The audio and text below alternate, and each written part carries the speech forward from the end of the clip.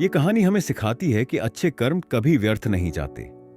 आइए शुरू करते हैं। बहुत समय पहले की बात है। एक छोटे से गांव में एक साधु रहता था। वह साधारण कपड़ों में मिट्टी की कुटिया में रहता और हमेशा दूसरों की मदद करता। गांव के लोग उसे मानते थे, लेकिन कुछ लोग कहते, भलाई करने से क्या मिलेगा, लोग तो बस फायदा उठाते हैं। साधु बस मुस्कुराकर जवाब देता, भलाई कभी व्यर्थ नहीं जाती, समय आने पर वही हमारी रक्षा करती है। एक दिन दोपहर में धूप बहुत तेज थी। एक यात्री गांव से गुजर रहा था। प्यास और भूख से उसकी हालत खराब थी। साधु ने तुरंत अपना मटका उठाया, उसे ठंडा पानी पिलाया और रोटियां न खिलाईं। यात्री की आंखों में आंसू थे। उसने कहा, बाबा, आपने मेरी जान बचाई है, मैं धन्यवाद कैसे दूं?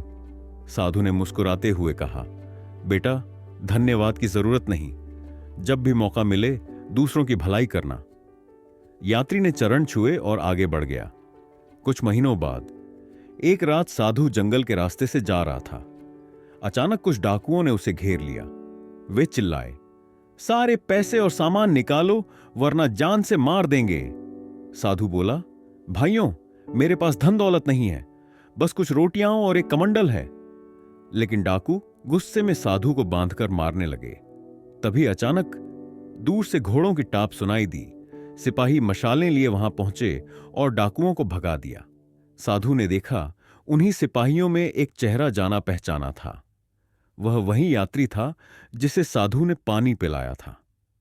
वह अब एक बड़े व्यापारी का पुत्र था और अपने सैनिकों के साथ सफर कर रहा था।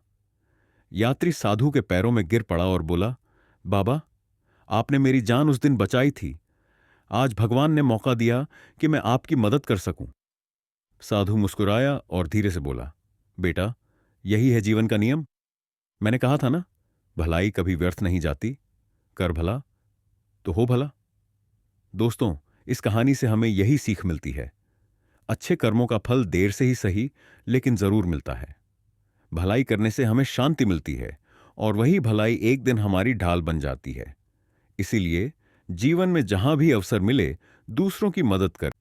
अगर आपको यह कहानी अच्छी लगी हो तो इसे अपने दोस्तों और परिवार के साथ जरूर साझा कीजिए। और हां, ऐसे ही प्रेरणादायक और जीवन बदलने वाली कहानियों के लिए चैनल को सब्सक्राइब करना और बेल आइकन दबाना ना भूलें।